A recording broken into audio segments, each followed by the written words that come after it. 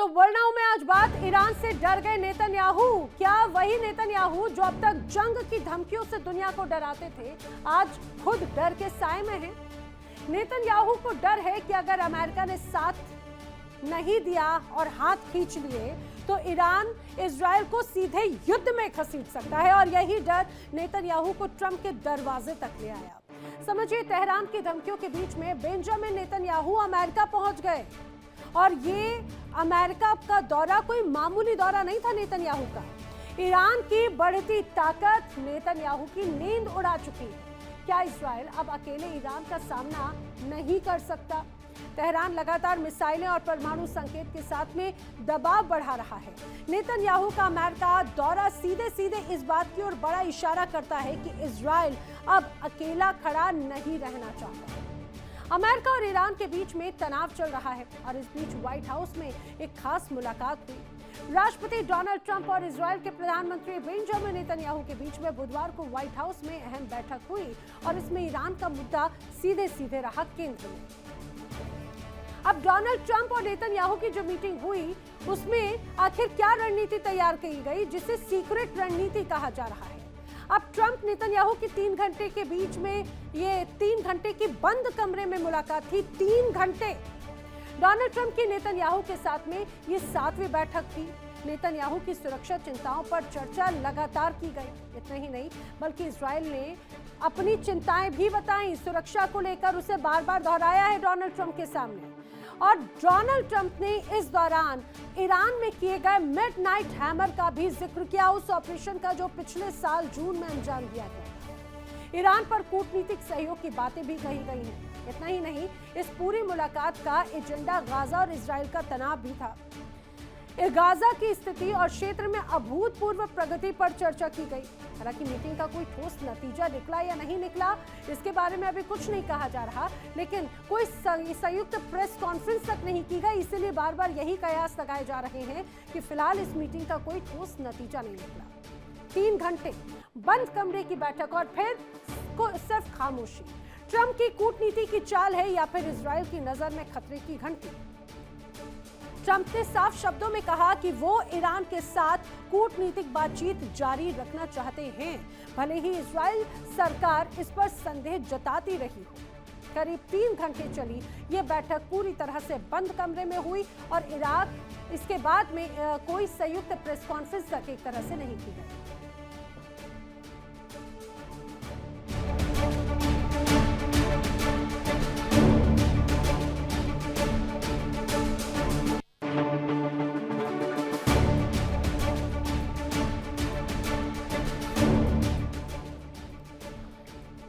देखिए, 3 घंटे की मुलाकात, बंद कमरे में मुलाकात, लेकिन उस मुलाकात का सार क्या, ये कोई नहीं जानता। दोनों नेताओं ने हालांकि अलग अलग संक्षिप्त बयान जरूर जारी किए। डोनाल्ड ट्रंप ने सोशल मीडिया पर लिखा है कि बैठक बहुत अच्छी थी, लेकिन कोई अंतिम निर्णय नहीं हुआ। उन्होंने ये भी कहा कि मैंने इस बात पर जोर दिया कि ईरान के साथ में बातचीत जारी रहनी चाहिए, ताकि देखा जा सके कि कोई समझौता संभव भी है या नहीं है। अगर डील हो सकती है तो वही बेहतर विकल्प होगा, लेकिन अगर डील नहीं होती तो फिर आगे क्या होगा, ये देखना पड़ेगा। हालांकि इस बीच उन्होंने ऑपरेशन मिडनाइट हैमर का जिक्र किया, जिसके जरिए पिछले साल ईरान की न्यूक्लियर साइट्स पर हमला किया गया था, और अब चर्चा है कि मिडनाइट हैमर पार्ट 2 के लिए तैयारी की जा रही है। मिडनाइट हैमर आखिर क्या है, जिसका बार बार डोनाल्ड ट्रंप जिक्र करते हैं, उनकी टीम बार बार जिक्र करती है, और बीच बीच में डराया जाता है, धमकाया जाता है। दरअसल ऑपरेशन मिडनाइट हैमर क्या है, आइए वो मैं जल्दी से आपको बताती हूँ। अमेरिका ने ईरान के खिलाफ में एक बड़ा सैन्य ऑपरेशन को अंजाम दिया, जिसका नाम दिया ऑपरेशन मिडनाइट हैमर। यह हमला किया 21 और 22 जून को 2025 को मध्य रात में, और मुख्य उद्देश्य दरअसल अमेरिका का इस ऑपरेशन का था, ईरान के पास में जो परमाणु कार्यक्रम है उन्हें नुकसान पहुंचाया जाए, उन्हें डैमेज किया जाए, उन्हें खत्म किया जाए।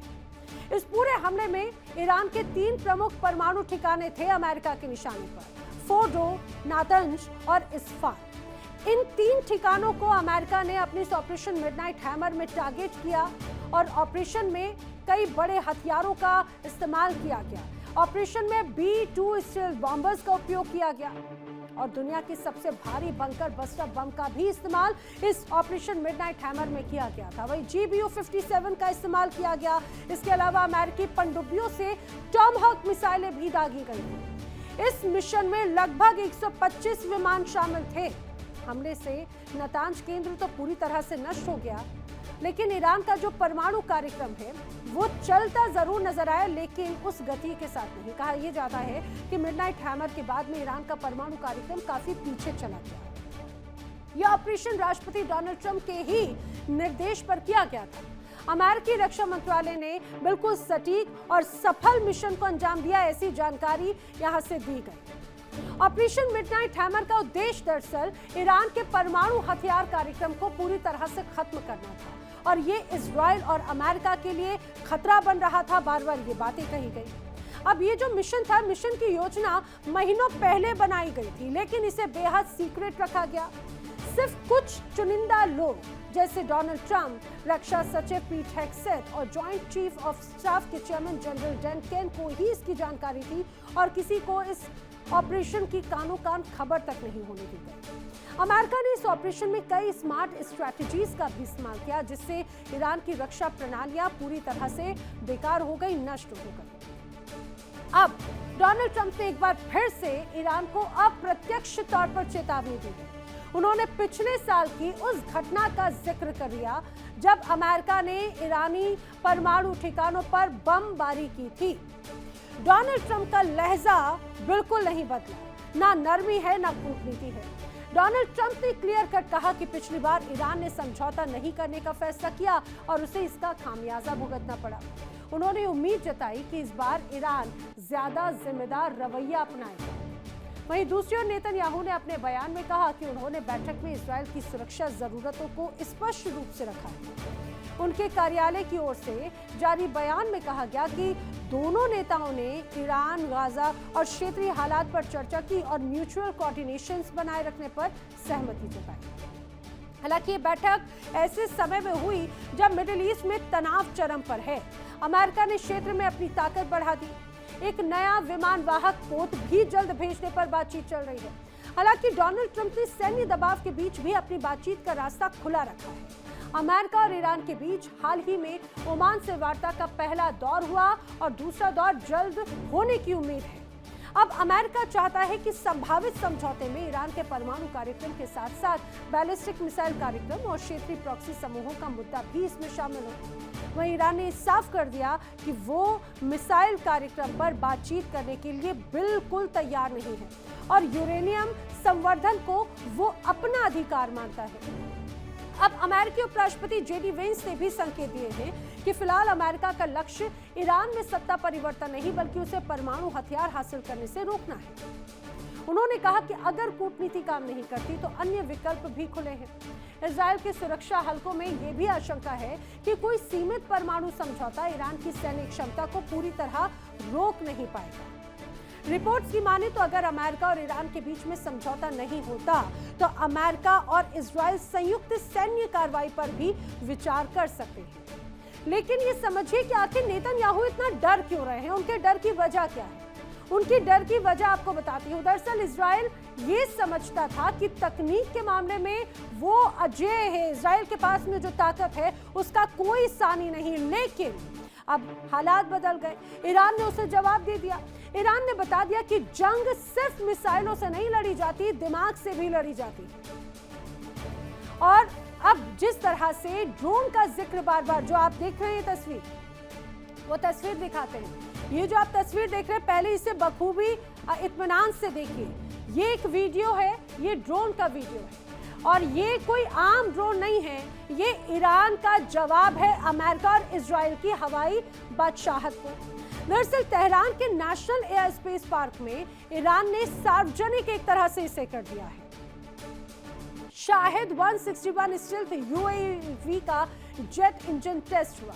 ये वो ही ड्रोन है जो अमेरिका के कुख्यात RQ-170 सेंटिनेल की रिवर्स इंजीनियरिंग से तैयार किया गया है और जिस अमेरिकी ड्रोन को कभी अदृश्य कहा जाता था वो अब उसकी एक कॉपी या ये कहा जाए कि बिल्कुल उसी के जैसा एक ड्रोन ईरान ने तैयार कर लिया। अब ईरान के इस खतरनाक ड्रोन के बारे में समझिए। ईरान का ये जो ड्रोन आप लगातार देख रहे हैं, 11 नवंबर 2025 को IRGC एयरस्पेस फोर्स ने शाहिद 161 का जेट इंजन दिखाया और इसका क्लियर कट संदेश था ड्रोन टेक्नोलॉजी में ईरान की बढ़ती ताकत को डिजाइन एक तरह से उसको दर्शाना। लेकिन अगर इसके डिजाइन बैकग्राउंड की बात करें तो वो भी अपने आप में बेहद खास है। शाहिद 161 अमेरिकी RQ-170 सैनिटल से पूरी तरह से प्रेरित है, उससे इंस्पायर्ड। अब 2011 में RQ-170 के कब्जे के बाद में एक तरह से ये कहा जाए कि विकास इसका शुरू हुआ, इस पर काम शुरू हुआ। लगभग 40% स्केल कॉपी से कहा जाता है। तकनीक की तुलना के अगर तौर पे बात की जाए तो कहा जा रहा है कि ये उसी के तौर पर ही पूरी तरह से उसका रेप्लिका है। RQ-170 Sentinel USA high and stealth ISR एक तरह से इसे कहा जाता है। विंग स्पेन की बात करें तो 12 से 14 मीटर इसकी मानी जाती है। 2000 से ज्यादा किलोमीटर की रेंज इस ड्रोन की है और 500 से 600 किलोमीटर प्रति घंटे की स्पीड के साथ में ये निशाना साध सकता है। हाईटेक सेंसर्स इसके पेलोड इसको और भी ज्यादा मजबूत करते हैं। और अगर हम शाहिद 161 की बात करें तो ये भी एक तरह से टैक्टिकल स्टील्थ ड्रोन माना जाता है। इसकी विंग स्पेन की बात करें तो 5.1 की मीटर की है और इसकी रेंज 300 किलोमीटर की है। हालांकि कहा जाए कि अमेरिका की जो ड्रोन की ताकत है उसके मुकाबले कम जरूर है, लेकिन इतनी कम नहीं कि चिंता ना हो। इसकी स्पीड 300 से 350 किलोमीटर प्रति घंटे की है और 40 से 50 किलोग्राम सेंसर और बम लेकर जाने में एक तरह से ये सक्षम है। अब ये समझिए कि आखिर ये अहम क्यों है। Stealth design jet engine drone, ये इसकी खासियत है। ISR प्लस स्ट्राइक कैपेबिलिटी इसकी एक तरह से खासियत है। पश्चिमी तकनीक की स्थानीय नकल इसे जरूर एक तरह से कहा जा रहा है। ये ईरान के खतरनाक ड्रोन की बड़ी तस्वीर। आज उसी का DNA ईरान की मशीन में दौड़ रहा है। अब ये इसको ऐसे समझिए और यही बात इजराइल बखूबी जानता है और यही बात इजराइल को ज्यादा चुभ रही है, क्योंकि ईरान ने सिर्फ हथियार नहीं बनाया बल्कि ईरान ने मैसेज दे दिया है, हम चोरी छिपे नहीं बल्कि खुलेआम दिखा रहे हैं कि हम क्या कर सकते हैं। अब नेतन्याहू की चिंता की वजह बिल्कुल क्लियर कट साफ है।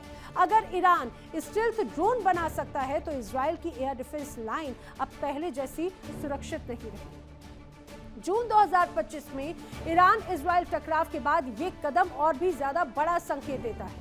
मतलब साफ है कि ईरान अब सिर्फ जवाब नहीं देगा बल्कि चुनौती देगा। जिस अमेरिका की तकनीक पर इजराइल को भरोसा था, आज उसी के मलबे से ईरान ने नया हथियार खड़ा कर दिया। और ये सिर्फ ड्रोन नहीं, ये ईरान का ऐलान है, अब खेल बराबरी का होगा। ये क्लियर कट मैसेज सीधा सीधा ईरान की तरफ से दिया जा रहा है और इसीलिए चिंता है इजराइल को और इसीलिए चिंता है इजराइल के साथ साथ अमेरिका को। देखिए इंडिया डेली 24/7 अब आपकी स्मार्ट टीवी पर। इंडिया डेली मौजूद है सभी डिजिटल प्लेटफॉर्म पर लाइव और लगातार। इंडिया डेली 24/7 हर दिन राष्ट्र को समर्पित।